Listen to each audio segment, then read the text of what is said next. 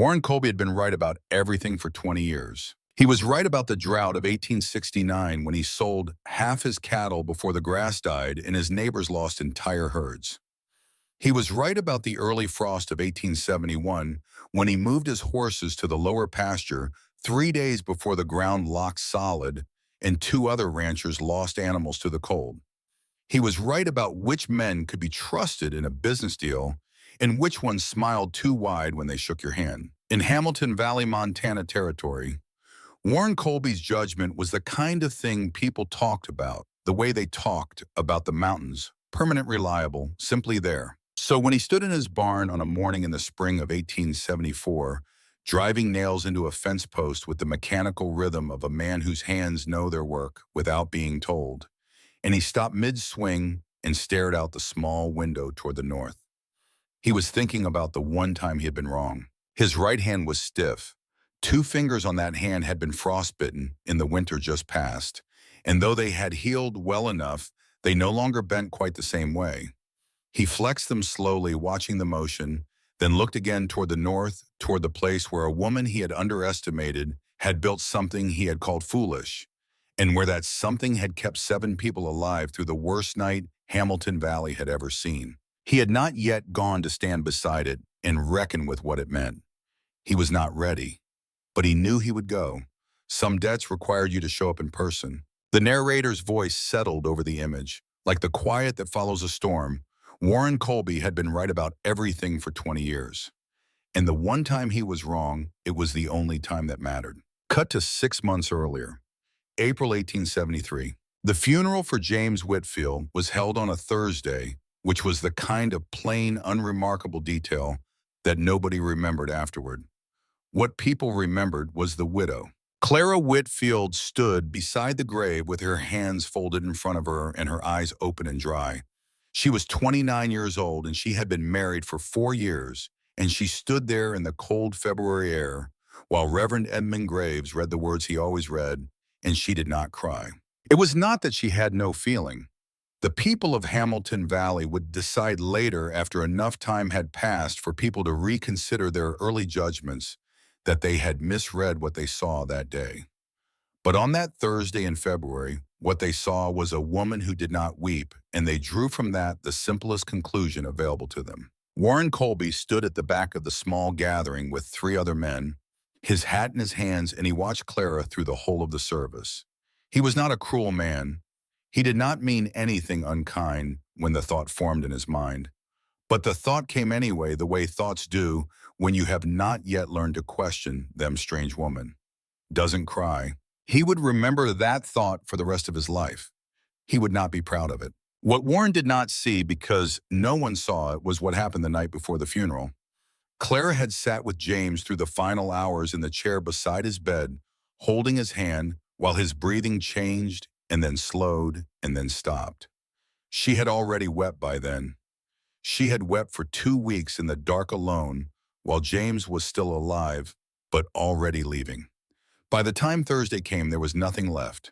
Not numbness, not coldness, just a particular emptiness that lives on the other side of grief when grief has been done honestly and privately and without an audience. She stood straight beside the grave because that was what she had left.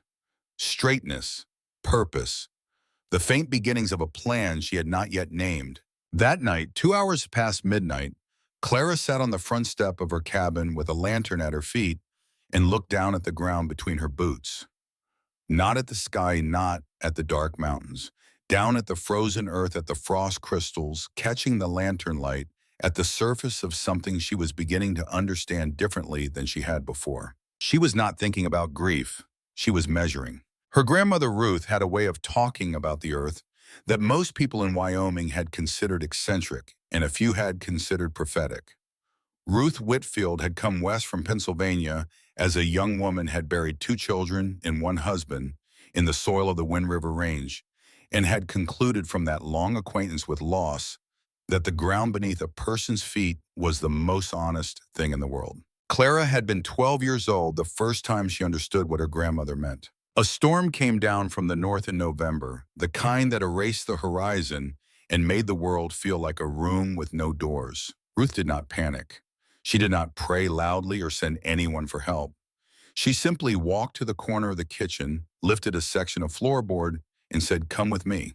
The space below was small and cold at first, walled with flat stones that Ruth had placed herself over several summers, each one fitted against the next without mortar, each one held by the weight and angle of its neighbors. Ruth lit a candle. The flame barely moved. Clara did not ask questions.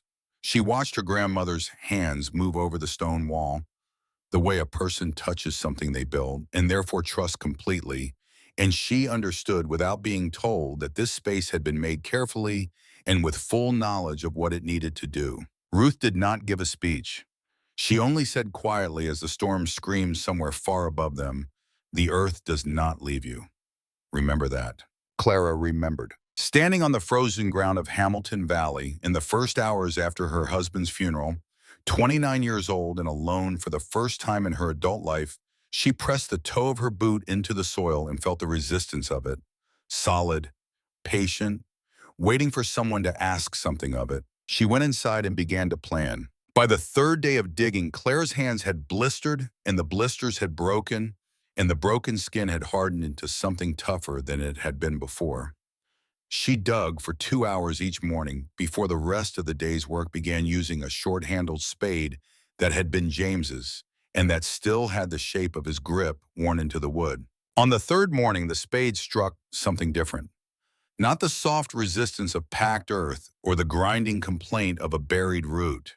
A flat, clean sound like the ground clearing its throat. Clara crouched and brushed away the soil with her palm and found a layer of dark gray slate, broad and even running in a line, that she followed with her fingers for nearly 2 feet before it disappeared back under the earth. She sat back on her heels and looked at the stone. It was the same type her grandmother had used. The same dark gray, the same flat planes that allowed one piece to rest cleanly against another. Ruth had told her once that this kind of stone was a builder's gift because it did not need to be forced.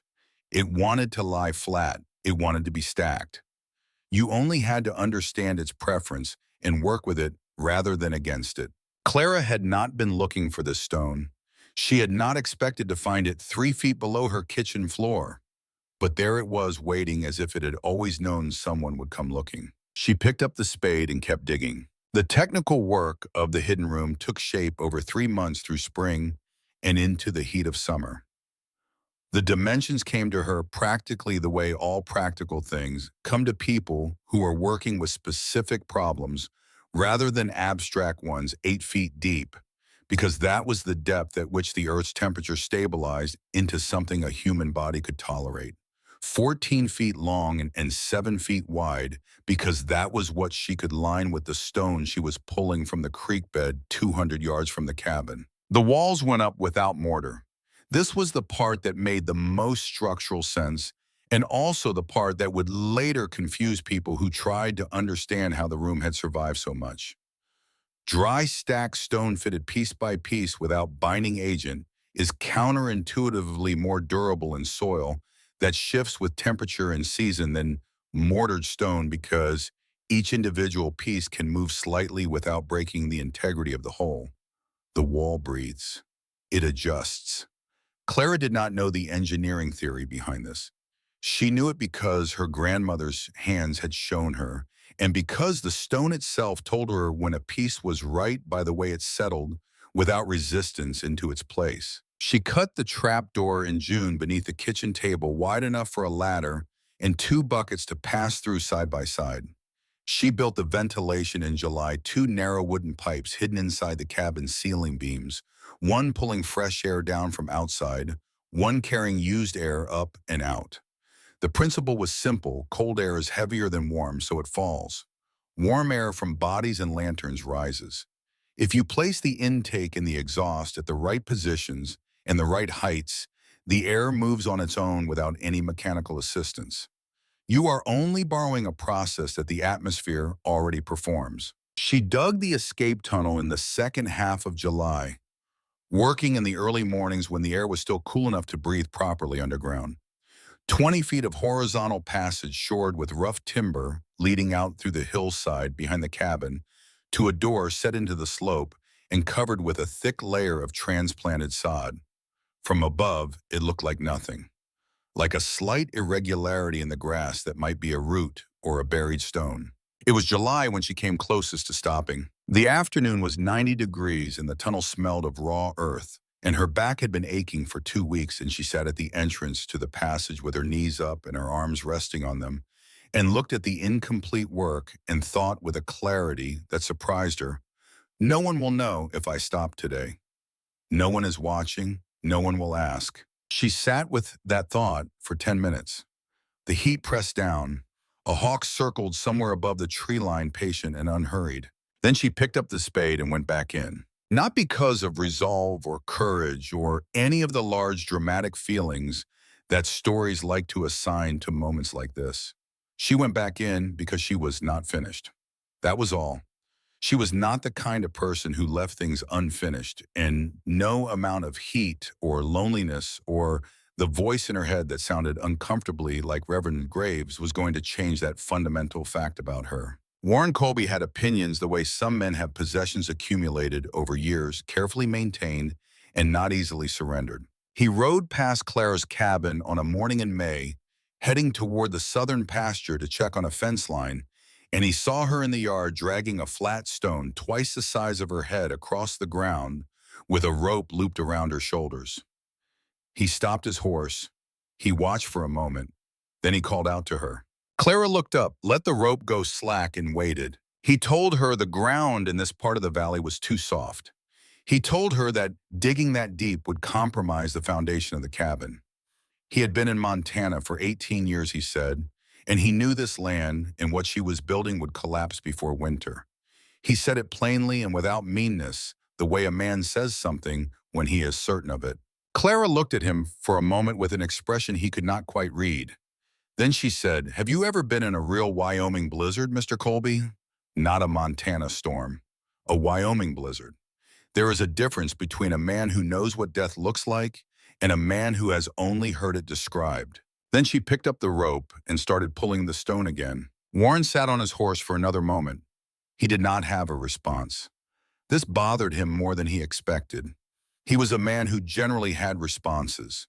He rode on toward the south pasture, and he did not look back, and when he arrived at the fence line, he found that he could not remember for several minutes what he had come there to check. That evening, he stopped at the small establishment near the center of town, where men gathered after their work was done, and he told the story to two other men, and he laughed when he told it the way you laugh at something that is slightly ridiculous, and the other men laughed too.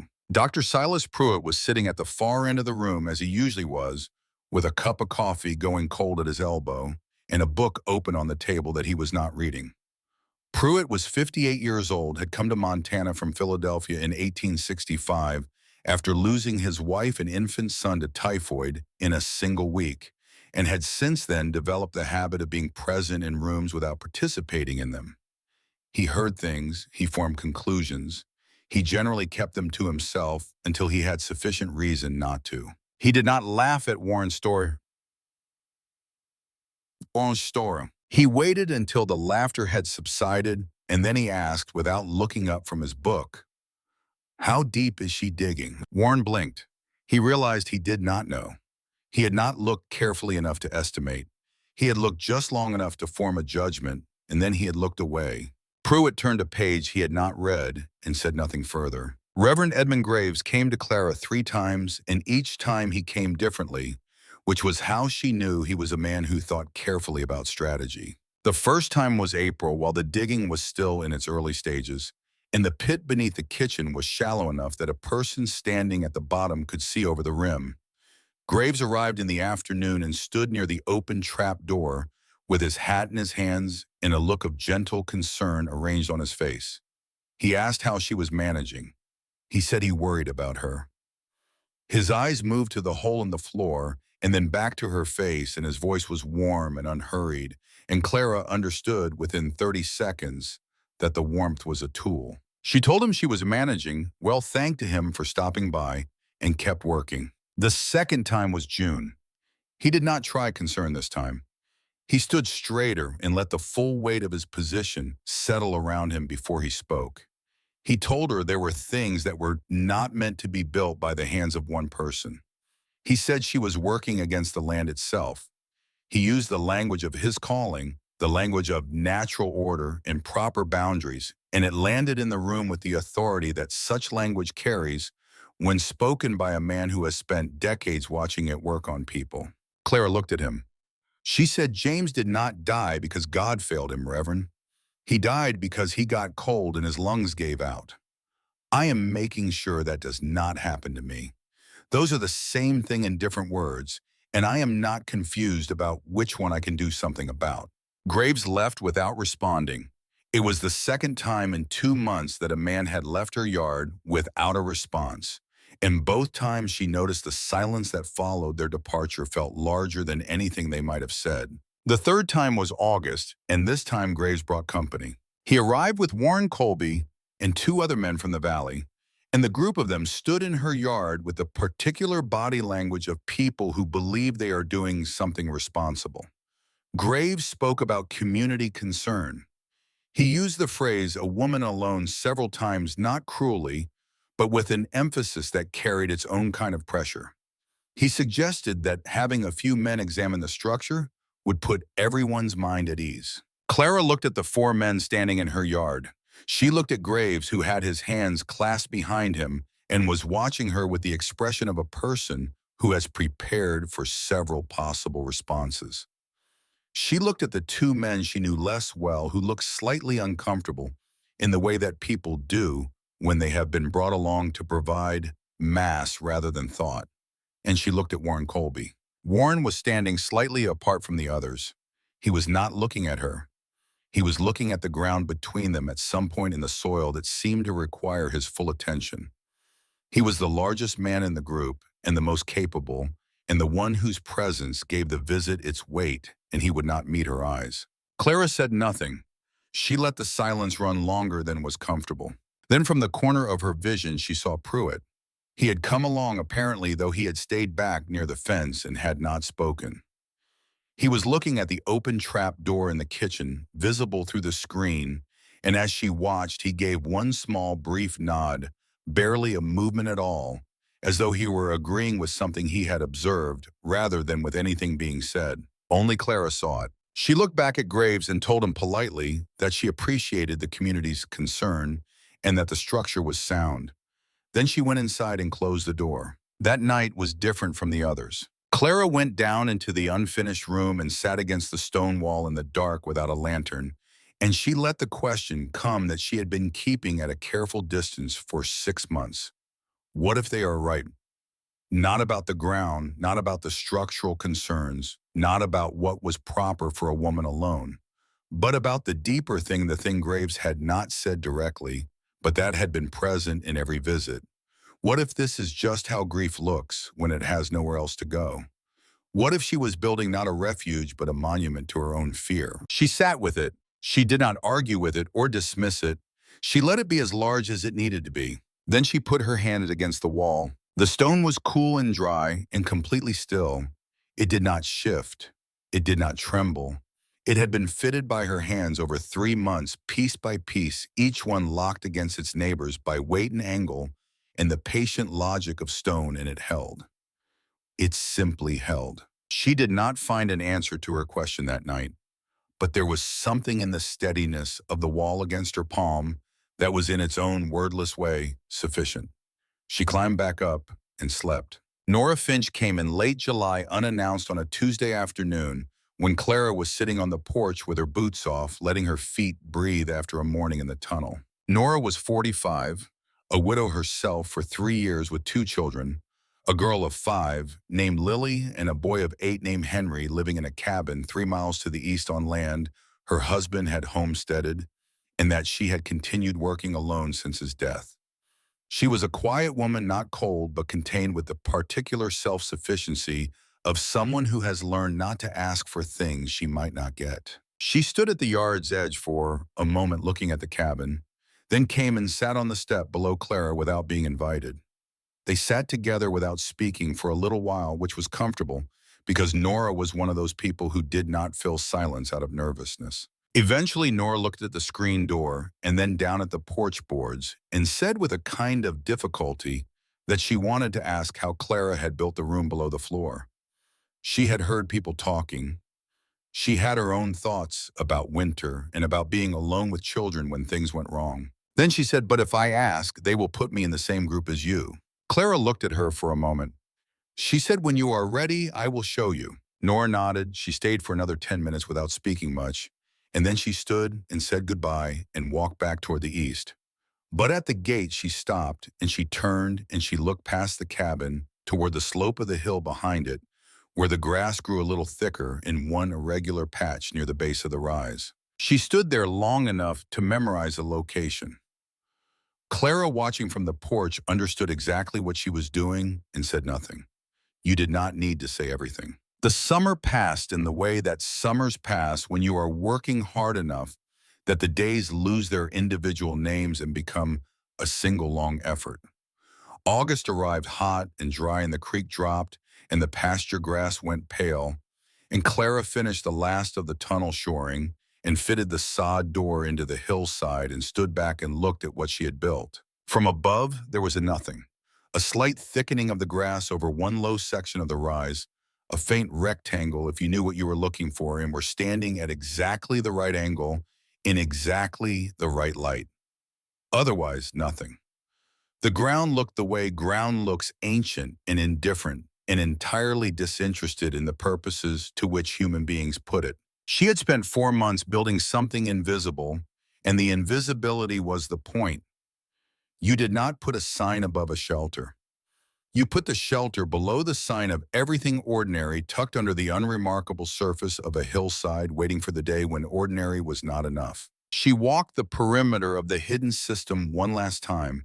Trap door under the table, stone room below, ventilation above tunnel through the hill, sod door on the far side. Every element functional, every connection tested. She had done what she set out to do.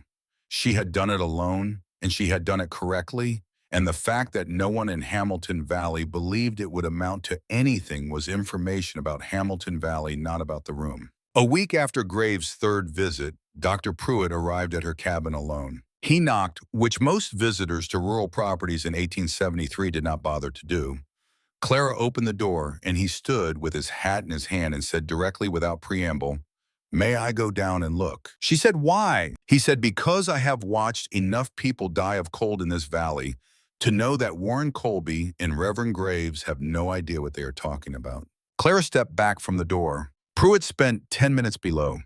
He walked the perimeter of the room and crouched and pressed his thumb against the joints between stones and looked up at the ceiling where the ventilation pipes disappeared into the overhead beams. He tested the trap door from below, checking the hinges. He stood in the center of the room and breathed slowly, feeling the air quality, with the attention of a man who understood what bad air in an enclosed space could do to a body. When he came back up, he said, "Good work."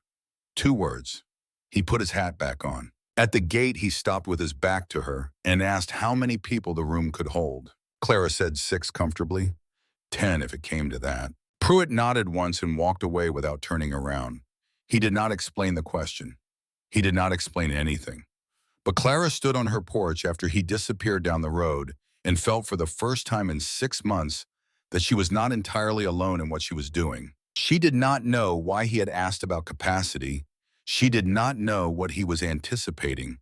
But she remembered the question the way you remember the details of a thing when your instincts tell you they will matter later. October came and the valley began its annual contraction, the world pulling in on itself as the cold advanced from the north. The aspens went first gold and then gone, and then the mornings arrived with frost on the inside of the windows, and the light changed from something generous to something rationed. On the 9th of October, Clara woke at a few minutes past 4 in the morning because her horse was kicking the walls of the small stable. Not the ordinary restless movement of an animal in the night, but something different, urgent, a sound that had a specific quality she could not define, except that she knew immediately it was not nothing. She dressed and went outside. The air hit her like water. Not cold in the ordinary winter sense, but cold with a particular texture, dense and metallic, carrying a smell she had encountered only a few times in her life. Her grandmother had described it once as the smell of a sky that has made up its mind. Clara had been 10 years old when she heard that and had thought it was the kind of poetic thing old people said. Standing in the dark yard of her Montana cabin at 4 in the morning, she understood it was description, not poetry. She looked north. The mountains were invisible.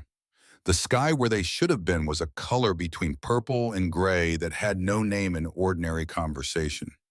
A color her father, who had been a careful observer of weather, used to call the color of serious trouble. She went back inside and looked at the clock, 4:17. She began calculating. Based on the speed of the wind, which was already building from the north, with a consistency that suggested it was not going to stop, and the color and density of the sky, and the smell and the behavior of the horse, which had lived through Montana winters, and knew things about air pressure that no human instrument in the valley could measure. She estimated the storm would arrive in 4 to 6 hours. Her grandmother would have said 3. Clara had always thought her grandmother was too pessimistic about these things. She pulled on her coat and her heaviest boots and went to the stable. The horse was still agitated, shifting its weight from foot to foot. She spoke to it quietly and bridled it and let it out. She put her foot in the stirrup. She was going to Agnes Reed's first. Agnes had a son, a boy of 13 named Thomas, who had never been in a Wyoming blizzard and whose mother, for all her practical competence, had spent her winters in this valley believing that solid walls and a stocked woodpile were sufficient protection against whatever came. Clara settled into the saddle and turned the horse north. Then the wind changed, not gradually. All at once, the way a door thrown open changes a room, the temperature dropped several degrees in the span of a breath, and the air that had been moving steadily from the north began to gust and swirl, and the first snowflakes appeared. Not the tentative exploratory flakes that precede a manageable storm, but large and immediate and dense, as though the sky had already been full of snow and had simply decided to let it go. Clara held the horse still for 3 seconds, feeling the air change around her. The storm was not 4 to 6 hours away. Her grandmother had been right. Her grandmother was always right. She brought the horse back in and bolted the stable door and ran to the cabin. Inside, she leaned against the closed door and let the reality of the situation arrive fully. The people of Hamilton Valley did not know what was coming. Agnes Reed did not know. Nora Finch, 3 miles east, with her 2 small children, did not know. Warren Colby, with his 18 years of Montana certainty, did not know. And Clara had been 3 minutes from reaching them and had not made it. She pushed off the door and went to the kitchen and began to prepare. She had built the room for exactly this. She had spent 6 months building it. She had endured the laughter and the visits and the quiet in the yard where Warren Colby would not meet her eyes. The room was ready. Whatever came next, the room was ready. She lifted the trap door and checked the lanterns below, counted the food stores, tested the ventilation with her hand. Then she closed it again and began moving through the cabin with quiet, deliberate purpose, gathering what she would need, watching through the window as the storm arrived and the world outside the glass went white. Somewhere in that white, the people she had not been able to warn were beginning to understand what was happening. She worked faster. The knocking came at the wrong moment. Clara was standing on the kitchen chair, arms stretched to the top shelf where the spare lantern sat, fingers just closing around the base of it, when the sound arrived through the wall of wind outside. Not the random percussion of storm debris or a shutter working loose from its hinges. 3 impacts, deliberate and close together, then a pause, then 3 more. She came down from the chair with the lantern in her hand and stood still in the middle of the kitchen listening. The wind was loud enough that the knocking should not have been audible at all, that it was meant someone was hitting the door with everything they had. She crossed the room and opened it, and the storm came in around 2 people. Agnes Reed and her son Thomas stood on the porch in the state that cold produces in human beings when it has been working on them long enough, clothing stiffened at the seams, faces gone past red into something closer to gray bodies, no longer shaking with the active violence of cold, but beginning to shut down into the stillness that is far more dangerous. Thomas was 13 years old and he was bent at the waist with his arms pulled tight to his chest, and he was not speaking. Agnes's mouth was moving, but the words were coming out in pieces, broken apart by the effort of breathing. Clara pulled them both inside and closed the door with her shoulder. She did not ask questions. She moved them to the stove, wrapped them in the two heaviest blankets from the chest at the foot of her bed, pushed Thomas into the chair closest to the heat, and put water on. She kept her hands moving and her voice low and even, the way her grandmother had taught her to move around frightened animals, because the body in extreme cold does not respond well to urgency. It needs to believe the danger has passed before it will begin the work of returning. Agnes got enough warmth back into her throat to speak in full sentences after about 4 minutes. The roof, she said, the main beam on the north side had been making sounds for 2 hours before it went, and when it went all at once, not gradually. Snow came in through the gap faster than she could have imagined. She grabbed Thomas in his coat and she ran. She had not intended to come here. She had been heading for Warren Colby's property, which was larger and more solidly built, and where she had always instinctively assumed safety lived. But the storm had taken her sense of direction within 2 minutes of leaving her own porch, and the only light she could see anywhere in the white world around her was the amber rectangle of Clara's window. Thomas lifted his head from the blanket and looked at Clara with eyes that had come back to focus. He was pale and his lips still had a faint blue tinge at the corners, but his gaze was steady. He said nothing. He simply looked at her the way young people sometimes look at someone who has done something they cannot yet categorize. Clara handed him a cup of hot water and held it until she was sure his fingers had enough feeling to grip it on their own. Then the cabin spoke. That was the only way to describe it afterward. Not the continuous noise of the storm, which had become background, the way a river becomes background when you live near one, but a new sound from inside the structure itself, a long, low complaint from somewhere in the bones of the building, the sound wood makes when it is being asked to do something it was not built to do. Agnes heard it. Her head came up. Thomas heard it. He set the cup down. Clara heard it and recognized it because she had spent enough time in enough structures and enough weather to know the difference between a building adjusting to pressure and a building beginning to fail. This was the second thing. The sound came again, longer this time, traveling along the ceiling beam from the north wall toward the center of the room. A deep, fibrous groan like something alive and in pain. Agnes looked at the ceiling. Clara was already moving. She crossed to the kitchen table and gripped the edge of it and pulled it aside, the legs shrieking against the floorboards, and the trap door was there in the floor. The iron ring she had installed herself set flush into the wood. She hooked her fingers through it. Agnes stared at her.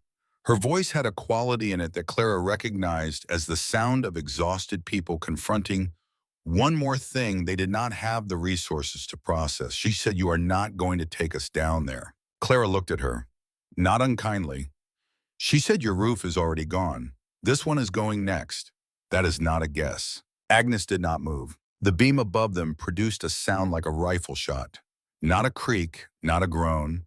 A single sharp crack that silenced everything else for half a second. Plaster dust fell from the junction of the ceiling and the north wall in a thin white curtain. Thomas stood up from the chair. He said to his mother with a 13-year-old's uncomplicated relationship to physical evidence, "We need to go." Agnes looked at her son. Then she picked up her blanket. Clara lifted the trap door. Warm air came up from below. Not dramatically, not in a rush, just present the way warmth is present in a place that has been holding it patiently for some time. The lantern light from below turned the opening into a square of amber in the dark kitchen floor. She told Agnes to go first with Thomas right behind her. She would be the last one down. Agnes put her foot on the top rung of the ladder and descended into the earth. At that moment, as Clara stood with one hand on the trap door and the cold air from the failing cabin on her back and the warm air from the room below on her face, the north wall of the cabin separated from the roof with a sound that was less like breaking and more like release, as though the two had simply agreed to stop holding each other together. Snow and wind entered the cabin in a single violent exhalation. Clara went down the ladder and pulled the trap door shut above her. The noise stopped, not completely. The muffled percussion of the storm continued somewhere far above them, and once about 10 minutes after they descended, something very large impacted the ground directly above the room, and the vibration traveled through the earth and into the stone walls and into the soles of their feet. But the howling was gone. The knife edge of the wind was gone. What remained was distant and filtered and manageable the way a nightmare is manageable once you are awake. Agnes stood in the center of the room and looked around at the stone walls with an expression Clara could not immediately name. It was not fear. It was something more complicated, the expression of a person whose assumptions about the world have just been quietly revised by evidence they cannot argue with. She turned a slow circle in the small space, taking in the fitted stonework, the steady lantern flame, the ceiling where the ventilation pipes disappeared into the timber. Then she exhaled long and unsteady, as though she had been holding the breath since her own roof came down. She said quietly, "It is warm." She was not asking a question.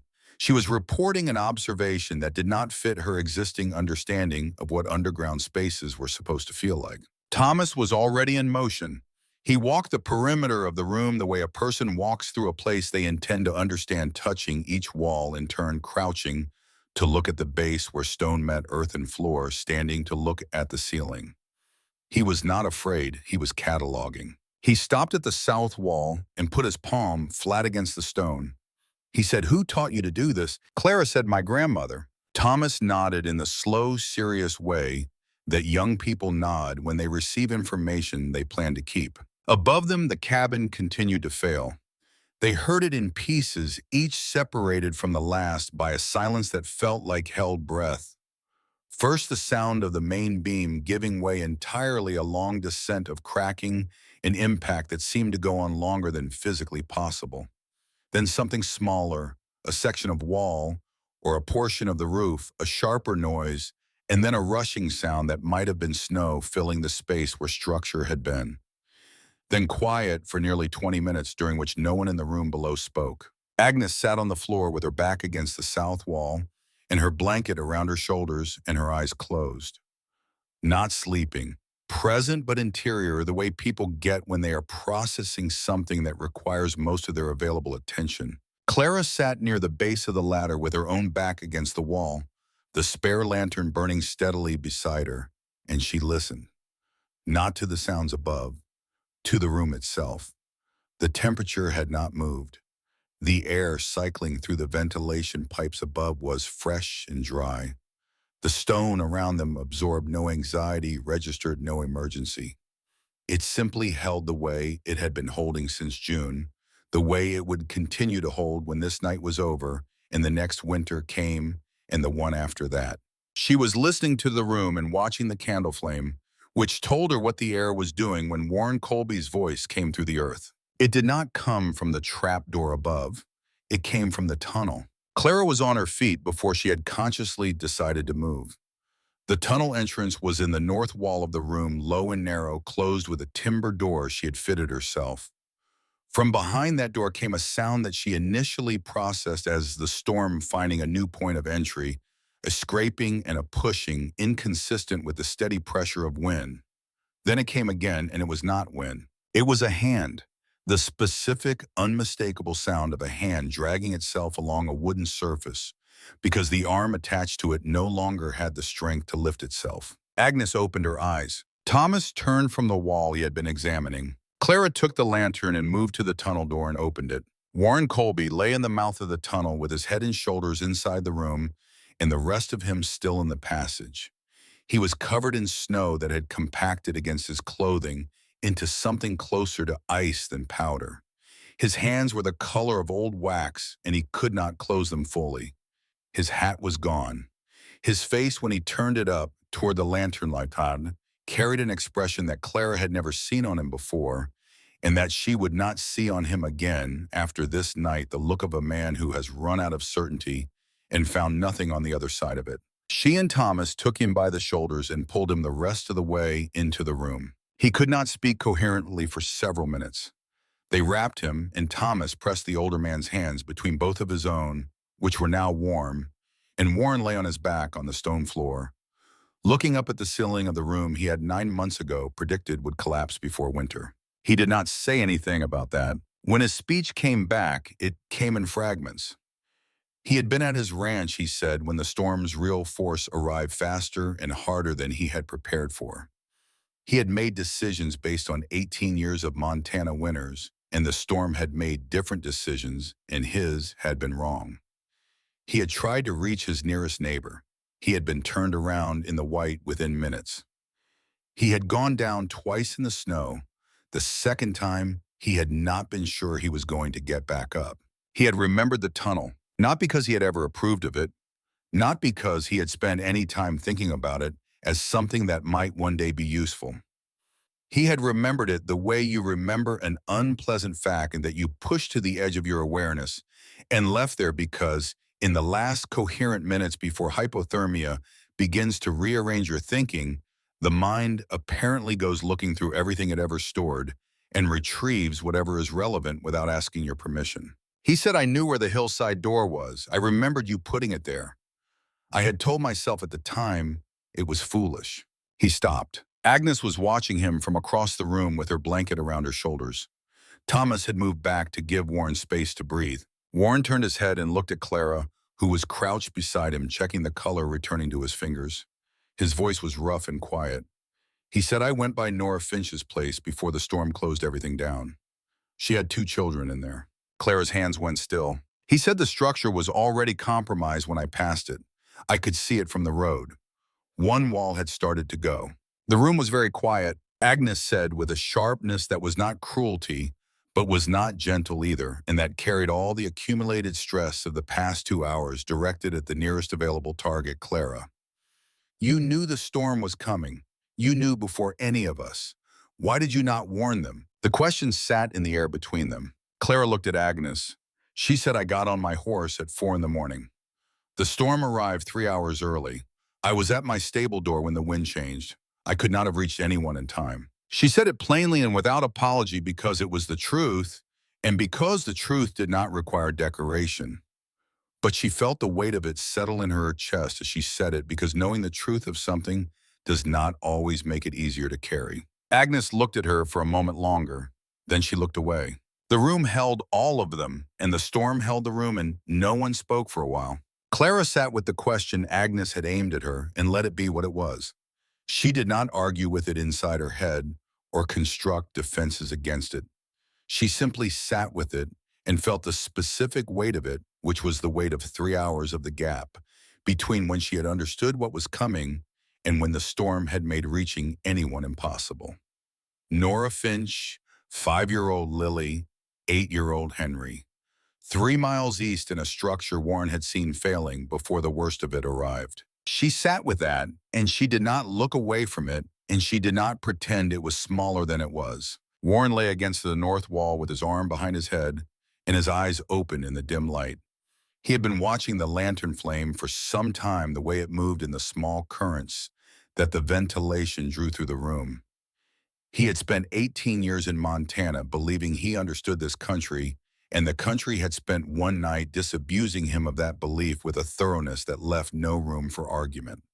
He was not a man who had much practice sitting with the wreckage of a confident conclusion. He was finding that it required more stillness than he possessed naturally. He looked at the stone walls around him. He thought about the afternoon in May when he had called down from his horse and told her the ground was too soft. He had said it with complete certainty the way you say a thing when the answer seems obvious, and the person asking the question seems not to understand the basics. He had not looked carefully. He had not asked how deep she was going or what kind of stone she was finding or what she intended to do about drainage or airflow or any of the dozen practical questions a man of his experience might have thought to raise if he had been paying attention rather than performing a verdict. He had not been paying attention. He had been performing a verdict. The lantern light moved across the ceiling, and Warren watched it and said nothing. There was nothing to say that the room had not already said more plainly. Agnes had fallen into something close to sleep. At last, her breathing slow and even her body making the pragmatic decision that the worst was over and that rest was now the primary need. Thomas was still and warm under Warren's arm. Nora had her children close and her eyes open at half-mast, not quite awake and not quite gone. The room held all of this the way it had been designed to hold it without drama, without fanfare, doing the single thing it had been built to do and doing it completely. Then the sound came from the tunnel again. Not Warren's labored crawling. This was different in both quality and weight. Lighter, inconsistent. A sound that stopped and then resumed and then stopped again, as if the person making it was working at the limit of what they could sustain. Thomas heard it first. He said very quietly, "Someone else is out there." Clara was already at the tunnel door. She pulled it open and held the lantern into the passage, and the light reached maybe 8 feet before the darkness took it back. But 8 feet was enough. Nora Finch was on her hands and knees in the tunnel with Lily on her back, the child's arms around her mother's neck and her face pressed against her mother's shoulder. Behind Nora, moving on his own, though barely, was Henry, 8 years old, crawling with his head down and his jaw set in the expression of a child who has decided that stopping is not an option, regardless of what his body thinks about it. Clara went into the tunnel on her knees and took Lily from Nora's back and carried her into the room and came back for Henry and came back again for Nora, who had made it to the entrance on her own but could not manage to step up. When all three of them were inside, Clara counted 7 people in the room, 6 comfortable, she had told Pruitt, 10 if it came to that. They were well within what the room could hold and warm and breathe for. She had told him 6. She did not know why she had said 6 specifically. She had not been counting anyone in particular when she gave that number. She had simply known. Nora could not speak for 10 minutes.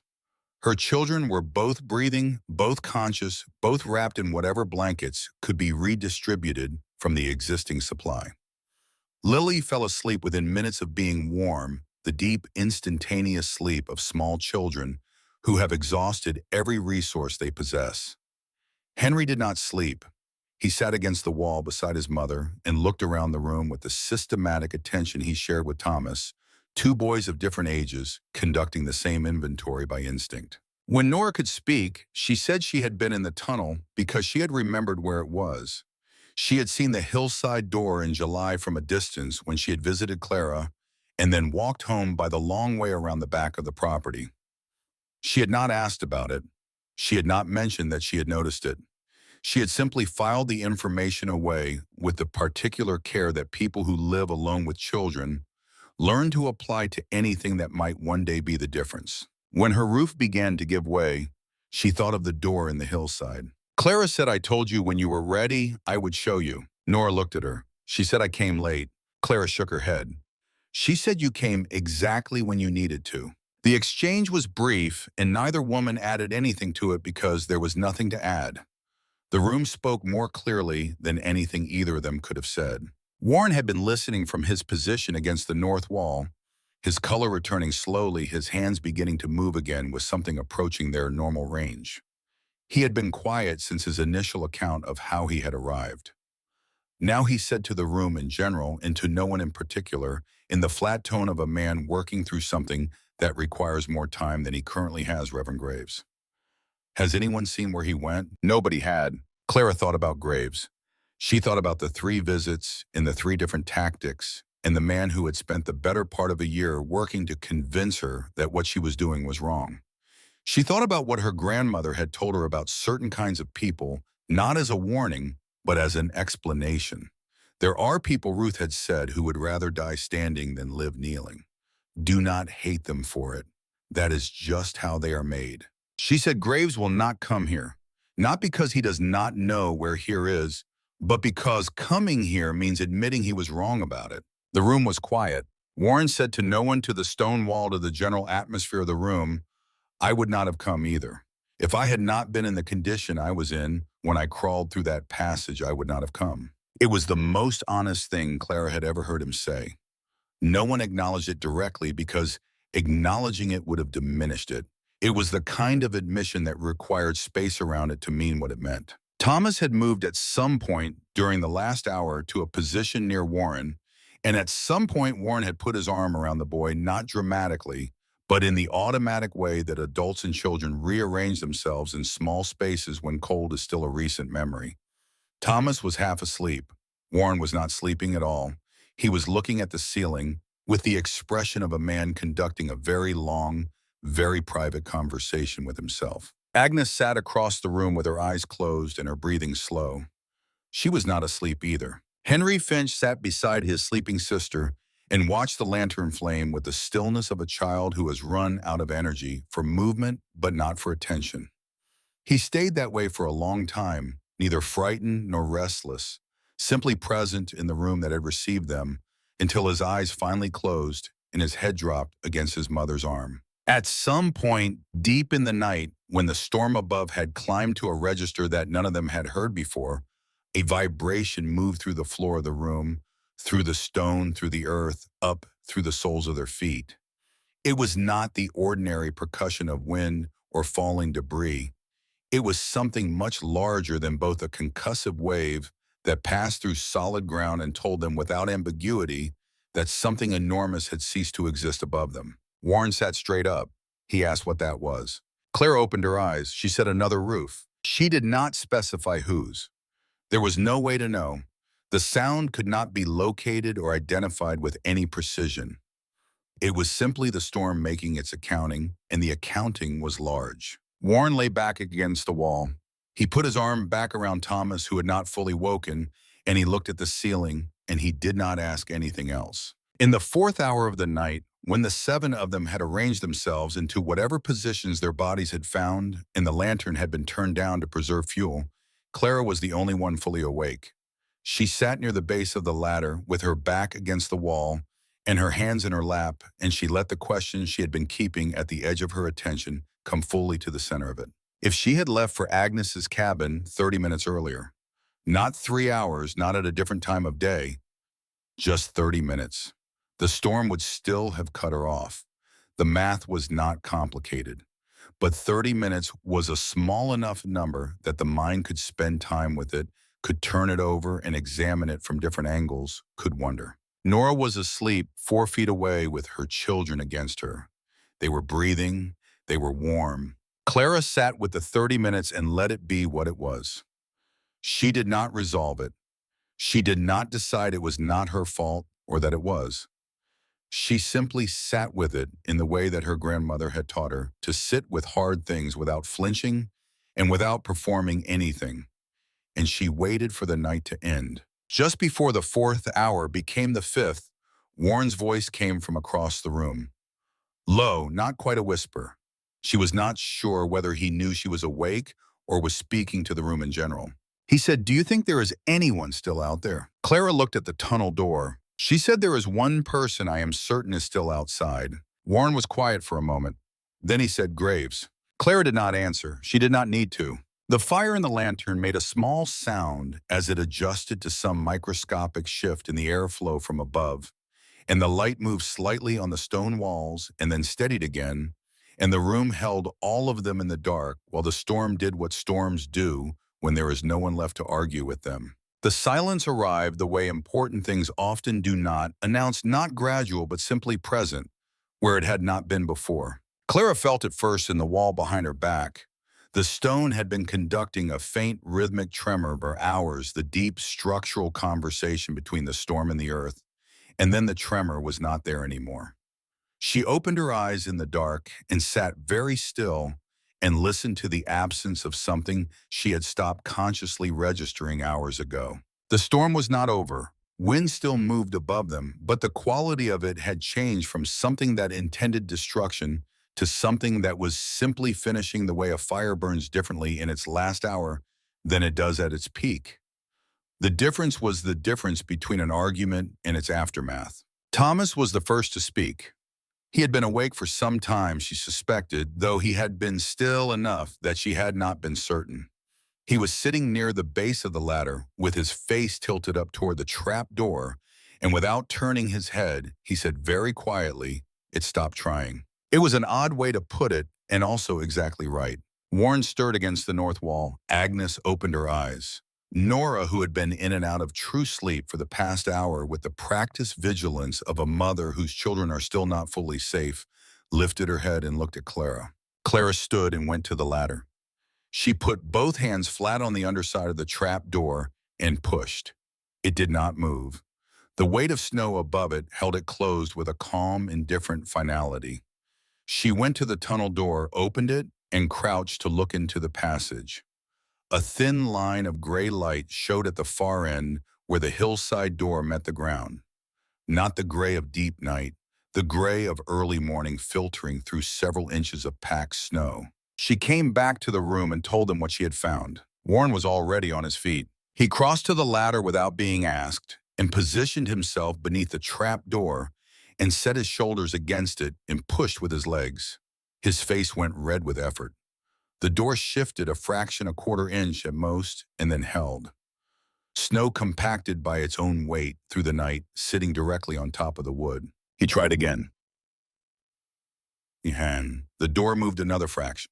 Clara found the wooden pole she had stored specifically for this contingency, the one she had cut in August after thinking through every scenario she could imagine, and she handed it to Warren without explanation. He understood immediately. He wedged it against the frame and used it as a lever, working the door in increments, each push buying a little more space than the last snow falling in cold curtains through the widening gap until there was enough room to get a shoulder through, and then enough room for a head, and then enough room for a person. Warren went first. Clara heard him moving above the sound of him working at the snow with his hands to clear space, and then gray winter light fell fully through the open trap door, and the room changed from a place of survival into a place of preparation. They went up one at a time. Warren reached down for Lily, who was awake now, and watching everything with the wide, calibrating eyes of a child who has understood that the adults around her are navigating something serious. He lifted her through the opening and set her on the snow above and kept his hand on her shoulder while Nora climbed up after. Henry went on his own without assistance with the pointed determination he had been maintaining since the tunnel. Thomas helped Agnes to the ladder, and she climbed, and then Thomas came up, and then Clara, last pulling the trap door shut behind her, out of a habit so ingrained she did not think about it. She straightened and looked at what the night had done to the valley. The cabin was more than half gone. The north wall had separated entirely from the structure and lay outward in the snow in a geometry of collapsed timber and crushed shingles, the interior of the room where she had cooked and slept and planned open to the winter scum. The stove, which had been against that wall, was half buried and listing to one side. The roof over the kitchen section had buckled, but held though it sagged in the middle with the particular exhaustion of something that had been pushed past what it was built to tolerate and had only barely won. If they had stayed inside the north wall, would have come down on them before midnight. Clara looked past her own ruined cabin at the valley beyond, and what she saw made her stop. The landscape had been rearranged. Trees that had stood for longer than the settlement existed lay across the land at angles that spoke to the specific violence of the night just past. Fence lines were gone, not damaged but gone, the posts pulled from the frozen ground and carried away, or simply buried under accumulations that rose in places to the height of a man's chest. In the middle distance, a structure she recognized as the Henley barn was a footprint in the snow, nothing vertical remaining above the drift line. Further south, where a row of 3 cabins had stood close together near the creek bend, only one chimney was visible, a single upright stone finger pointing at the pale sky. Warren stood beside her and said nothing. This was different from the Warren who had ridden past her yard in May and called down from his horse with the confidence of a man whose 18 years had made him the authority on what this land could and could not do. That man had answers readily available. This man stood in the ruins of a night that had exceeded every frame he had built for understanding weather, and he was doing what men do when their frames fail. He was quiet, and he was looking, and he was starting over from the beginning. Agnes came to stand on Clara's other side with Thomas close against her. Agnes looked at the chimney in the south, and then at the Henley barn footprint, and then at the buckled cabin behind them, the cabin that had taken them in. She said nothing for a long moment. When she finally spoke, her voice had the particular texture of someone saying something they have needed to say for much longer than the immediate occasion. I am sorry, Clara, for the distance, for these past months. I stayed away because watching you manage alone reminded me of what I was not managing. That was my failing, not yours. Clara looked at her. She said, "You know now. That is what matters." It was not absolution, and it was not dismissal. It was the honest appraisal of the situation by a woman who did not have energies left for anything that was not honest, and Agnes received it that way, with a nod that was small and complete. Warren had walked a short distance from the group and was standing in the snow looking north toward his own property, though from here there was nothing to see but the line of hills and whatever the storm had done to what lay behind them. He had his hands in his coat pockets and his jaw set in the way that men set their jaws when they are taking stock of damage and not yet ready to begin the calculation. Clara walked to him. She did not say anything at first. She stood beside him and looked north with him. The sky was lightening steadily now, gray going to the pale yellow that precedes real morning, and the snow on the ground caught that light and held it so the whole valley seemed to generate its own faint illumination. Warren said without turning his head, "I told you the ground was too soft, that it would collapse by winter." Clara said, "You did." He said, "I was wrong." 2 words, no qualification attached, no explanation of what had led him to the error, no construction of context that might soften the admission. Just the plain statement of it offered to the pale morning sky and to her simultaneously. Clara said nothing in return because nothing was required. Some accountings are complete when they are made and only become smaller when you add to them. Warren turned from the north and looked at the hillside behind the cabin, at the patch of sod with the faint rectangular outline of the tunnel door barely visible under its coating of new snow. He looked at it for a long moment. Then he said, "I want to learn how you built the room. Not for this winter, for the next one." It was the most useful thing he could have offered, and he knew it, which was why he offered it the way he did as a practical matter rather than a gesture. Clara told him she would show him in the spring. They turned back toward the others, and that was when Warren stopped. He was looking at the snow at a line of depressions moving away from the north side of the cabin's ruins toward the open ground depression, following depression in an uneven listing track that was not a clean path, but something more labored. The mark of a person whose body was no longer fully cooperating with the intention to walk. He tracked the line with his eyes across the snow to where it ended at a low mound, approximately 200 yards from where they stood. Warren did not say anything. He walked toward it. Clara followed. The mound was too regular to be wind-formed and too small to be structural debris.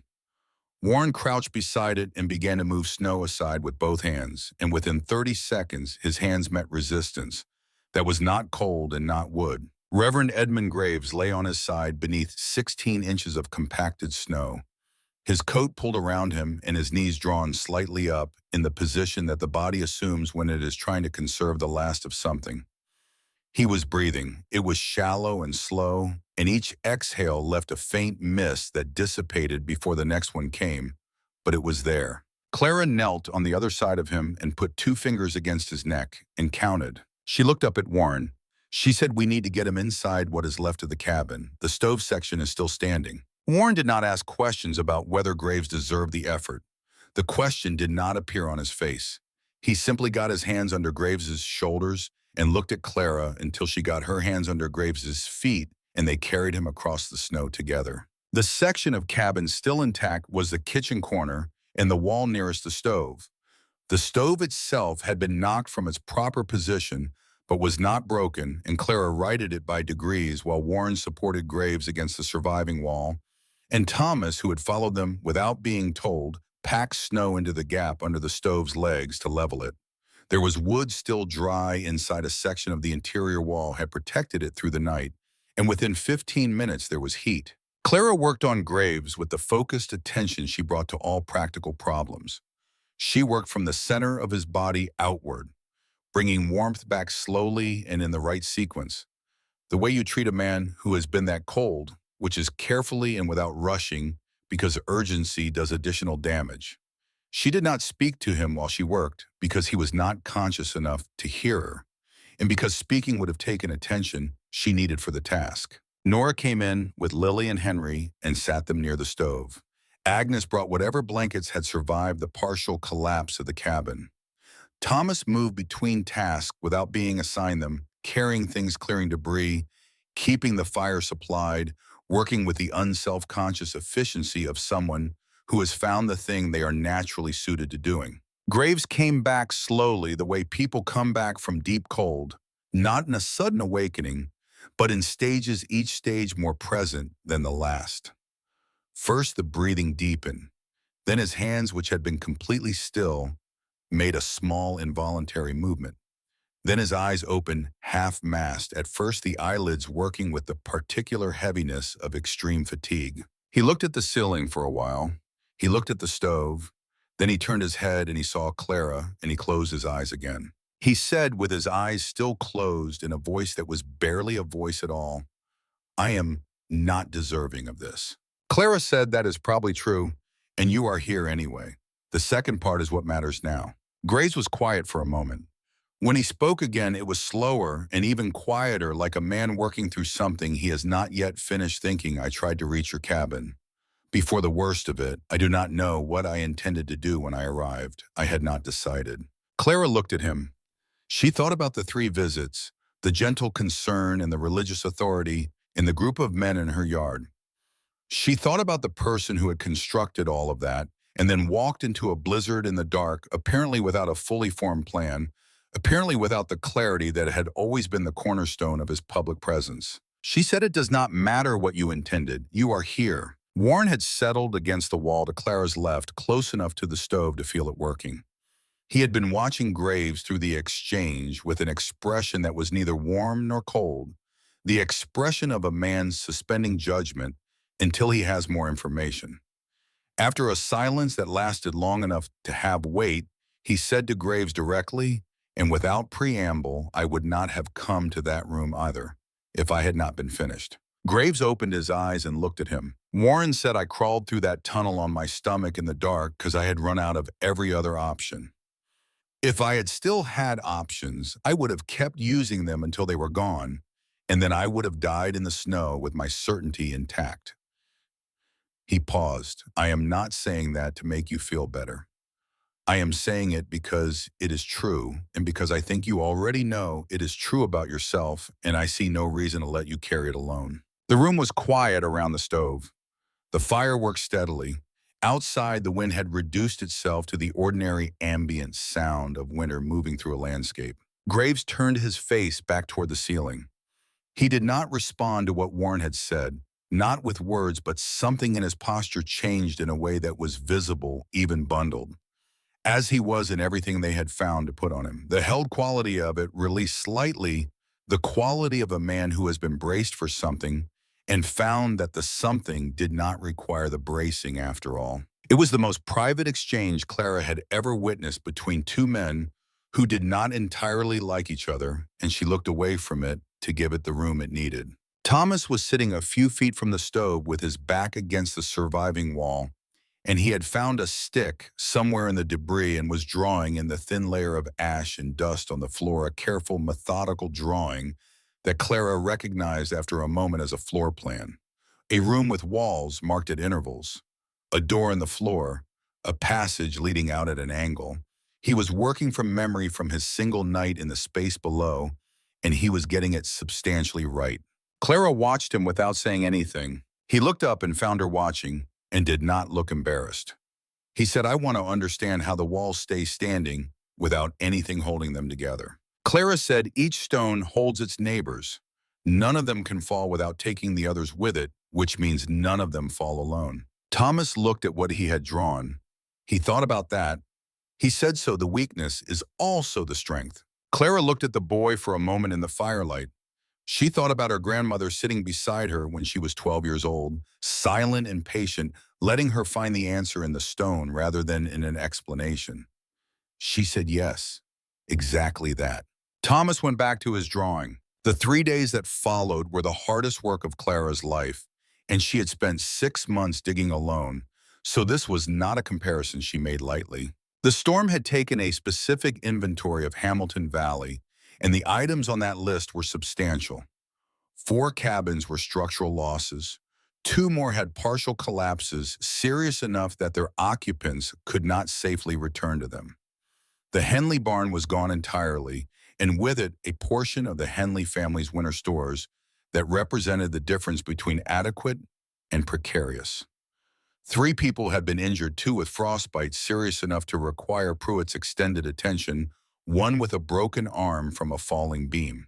Dr. Silas Pruitt appeared at the remains of Clara's cabin on the first morning, arriving from the direction of town with his medical bag in his customary absence of preamble.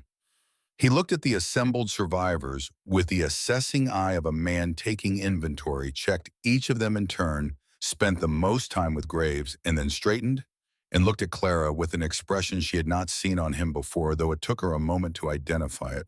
It was satisfaction, not pleasure in the situation which had produced suffering enough, but the specific satisfaction of a hypothesis confirmed by evidence. The feeling a careful person gets when the thing they believed would work has worked. He said quietly so that only she could hear, "I counted 7 people in this yard who would not be in this yard if you had listened to Warren Colby." Clara said, "There is one more we might have lost." Pruitt looked toward where Graves sat inside against the section of wall wrapped in present, and not entirely comfortable with the fact of his own survival. He said, "Yes, one more." He opened his bag and got to work. Warren organized the valley's recovery the way he organized everything methodically with the geographic precision of a man who had covered the same ground for nearly 2 decades. He put together a group of men on the first morning and moved them between properties in order of the damage he had seen during the storm, the worst structures first. Thomas Reed went with him without being asked, and the two of them fell into a working rhythm quickly, Warren directing and Thomas executing the boy, carrying and clearing and marking and supporting in ways that required no explanation, because he was paying close enough attention to know what was needed before it was said. They found families sheltering in barns and root cellars in the homes of neighbors whose structures had held. They found livestock buried and livestock lost. They found the particular kind of damage that a storm of that magnitude visits on a community that was not fully prepared for it, not catastrophic in the way of single disasters, but cumulative, each loss adding to the next until the total weight of it became something that would take months, not days to address. Clara moved with them when she was not needed elsewhere. She helped direct families to the community gathering space in the center of town, which had a cellar below it that had held through the storm.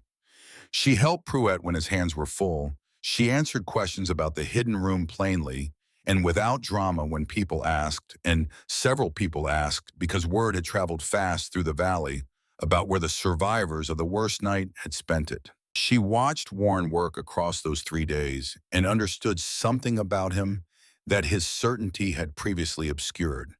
He was not a man who needed to be right. He was a man who needed to be useful, and certainty had been his primary tool for achieving usefulness because it was the most efficient one available to him. When certainty ran out, he reached for the next available tool, which was knowledge of the land and organization of the people on it, and he applied it with the same total commitment. The difference was that he was asking questions now that he would not have asked in May. He was listening to the answers differently. On the second afternoon, they reached the property east of town, where the Finch cabin had stood. There was almost nothing left of the structure itself. The walls had come down in 2 directions, creating a debris field that the snow had covered into a series of low, irregular mounds that looked nothing like a home. Nora stood at the edge of it with Henry beside her and Lily on her hip and looked at it for a long time without speaking. Warren stood back. Thomas stood back. This was not a moment that required organization or efficiency. Clara walked to Nora and stood beside her. She did not say anything about the cabin or what had been in it or what it would take to build again. She only stood there present, which was what was needed. After a while, Nora said, "Last spring I wanted to ask you how you built the room." "I almost did." Clara said, "I know." Nora said, "Henry keeps asking me about the stones, how they stay in place." Clara turned and looked at the boy who was watching her with the patient attention she had noticed in him on the first night in the room below. She said, "I will show him when we build yours." Nora looked at her. "She said you would do that." Clara said, "We are going to build 7 of them by summer. Yours will be 1. It was not a promise made lightly, and Nora received it that way with the gravity appropriate to something that was also a commitment of months in materials and labor. And she nodded once, and that was the end of it. Spring came to Hamilton Valley with the particular relief that springs carry in places where winter is serious. The snow retreated from the south-facing slopes first, then from the flat ground, and the creek ran high and cold with everything the winter had given it, and the valley turned from white to the pale tentative green that precedes the full green of real warmth. The 7 rooms were built over the course of that spring and into early summer. Each one was different in its specifics, adapted to the property and the soil and the structure above it. But each one shared the fundamental design that Clara had developed in the 6 months after James died, the design her grandmother's hands had given her decades earlier, and that she had spent one long, terrible night proving was not eccentric or excessive or the product of a grief-disordered mind. Warren built his own, the first one working mostly without help. He made a mistake in the west wall in the second week, stacking a section without enough attention to the angle of the stones, and he saw the problem before Clara did, and he took the wall apart and rebuilt it correctly before she arrived to check his progress. It took him 3 additional days to redo what he had done wrong. He did not mention those 3 days to anyone. When Clara examined the finished wall and said it was good, he said nothing because there was nothing to say.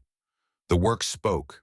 The wall held. Agnes organized the community room, the one below the gathering space in the center of town, large enough for 20 people.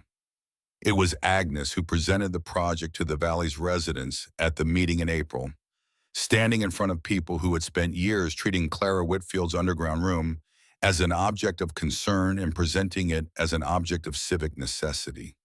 She did not make a speech about the storm or about being wrong. She laid out the dimensions, the materials needed, the labor required, and she asked who would help. Most of the hands in the room went up. Clara was not at the meeting. She had not been asked to present, and Agnes had not suggested it, and Clara had not raised the question because Agnes presenting it was better. Agnes was known and trusted in ways that Clara had not been permitted to be, and the goal was the rooms, not the recognition, and the rooms were being built. Nora's room was built in May, and Henry worked alongside the adults for every day of it, carrying stones from the creek bed with a persistence that required no supervision and needed no encouragement. He had the focus of a child who has decided that a thing matters and who does not waste energy on anything that is not the thing. Thomas Reed was there too, and the 2 boys worked in a loose partnership that neither of them seemed to have negotiated explicitly. Thomas with the technical focus he had been developing since the night in Clara's room, and Henry with the physical endurance of someone who simply would not stop. Clara showed them both, when the moment was right, the same thing her grandmother had shown her, how to let the stone find its own position rather than forcing it, how to read the weight and angle of a piece by the way it sat in your hands before you set it down, how the right fit felt different from the almost right fit in a way that was completely apparent once you had felt both. She did not lecture, she demonstrated, and then she watched, and she corrected only when correction was necessary. She gave them the same silence her grandmother had given her. One afternoon near the end of May, Clara came around the side of the Finch property and found Thomas and Henry working alone, no adults nearby, fitting stones into the east wall of Nora's room. She stopped at a distance and watched. Thomas was working carefully, taking his time with each piece, setting and resetting when the fit was not right. Henry was working faster, but with accuracy, his smaller hands finding the angles by feel rather than by deliberation. Neither of them was talking. Neither of them needed to. They had understood what they were doing, and they were doing it, and the wall was rising correctly. Clara watched for several minutes without announcing herself. Then she went to help Nora with the timber work on the other side of the property. In June, Pruitt came to see her. He arrived on a Tuesday morning with a leather case she had not seen him carry before, and he sat at her table, the table that had been replaced over the kitchen trap door in the partially rebuilt cabin, and he opened the case and took out a sheaf of papers covered in his precise, economical handwriting. He set the papers on the table between them and said, "I have been writing down what you built and how you built it and why it works. I intend to send this to colleagues in Philadelphia and to the territorial government in Helena." He paused. "Your name is on every page." Clara looked at the papers. She read the first page. The writing was clear and exact, and gave her full credit for every element of the design, including the modifications she had made to her grandmother's original approach. It was also written with the authority of a physician, which meant it would be received differently than it would have been if she had submitted it herself, and Pruitt knew this and had taken it into account in exactly the way she would have expected him to. She looked up at him. "She said you asked me in August how many people the room could hold. You already knew something was coming." Pruitt was quiet for a moment. He said, "I have been practicing medicine in this valley for 8 years. I have watched what severe winters do when people are not prepared for them. I had seen 3 of those winters before this one, and each one was worse than the one before. I believed a catastrophic storm was coming within 2 to 3 years." He picked up his coffee cup, found it empty, set it down. "I did not know who would build something adequate for it, and then I saw what you were building, and I knew." Clara said, "Why did you not say anything to anyone?" He said, "Because if I told people what I thought was coming, they would have heard the warning and not the solution. The warning without the solution produces only fear and sometimes panic." He looked at her steadily.